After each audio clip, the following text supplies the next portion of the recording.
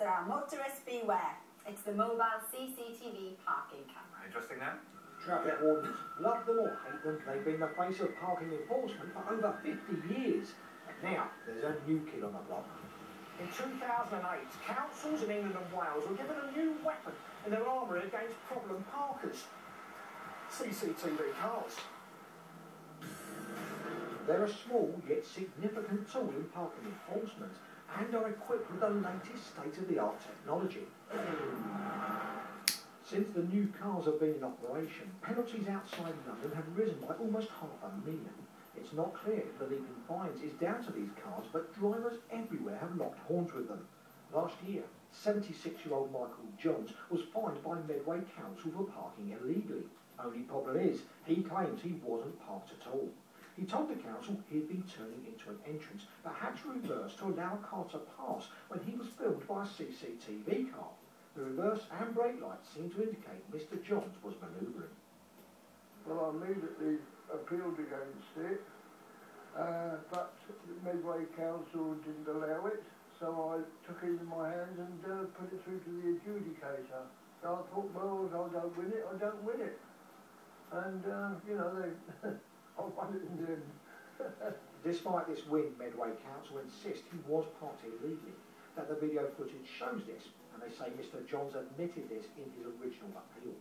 They also said they were given insufficient notification of the parking adjudicator's hearing to be able to attend. But the way the CCTV cars are used is a major issue. The important thing is that the councils are focused on how to use the vehicle and when to use the vehicle and to follow the guidance that's issued to them. Some argue the cars flout guidelines by hiding from public view. Protest group The No to Mode is determined to highlight the cars to unsuspecting drivers. What are you doing, Bruce? Well, we assist the camera cars in doing their duty. The statutory goal is 100% compliance without penalties. When we're there, they achieve exactly that, because people see the car, they don't commit the offence. Most of the people don't know that they're about to commit an offence until we tell them.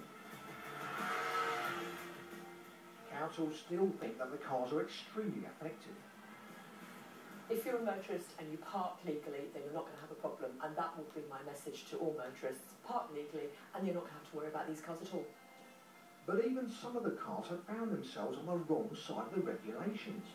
Nigel Wise received a parking ticket in Richmond in August 2010, but he successfully had it repealed after it was ruled the CCTV car that fined him wasn't properly licensed by the Department of Transport.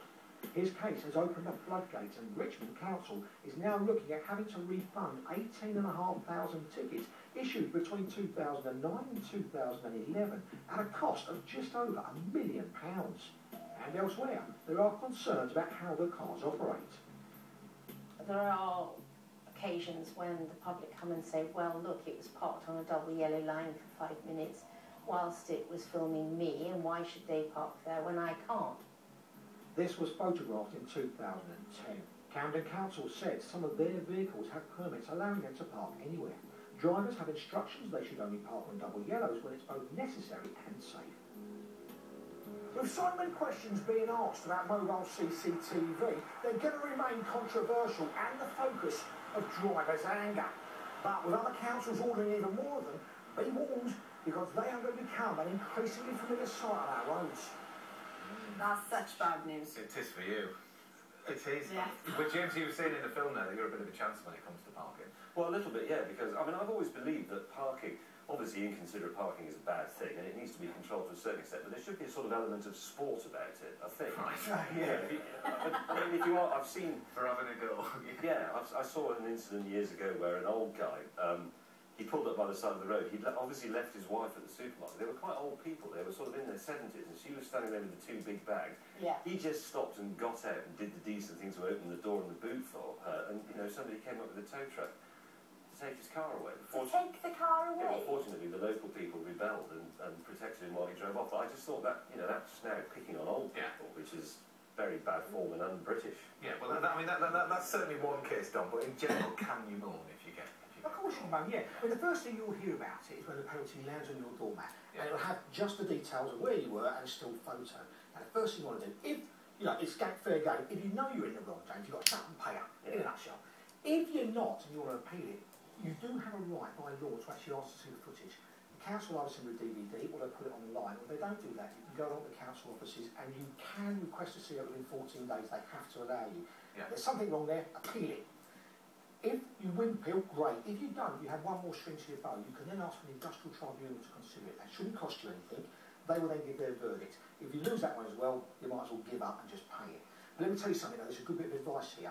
If you've got any sort of threat overhanging you, like a parking ticket or anything else like that, if you register a dispute with the company, and they're not allowed to legally enforce bailiffs to come down and start hassling you for the money until that dispute's been resolved. So let them know that you're aware of that. Quite often the tickets tend to disappear. Yeah. This is private parking companies. It's anything. It's even if you had a gas bill or anything else like that. If there's a dispute and you raise a dispute with anybody, you say, look, I dispute this at the moment. Until that dispute has been resolved, no one can enforce any debt recovery agents.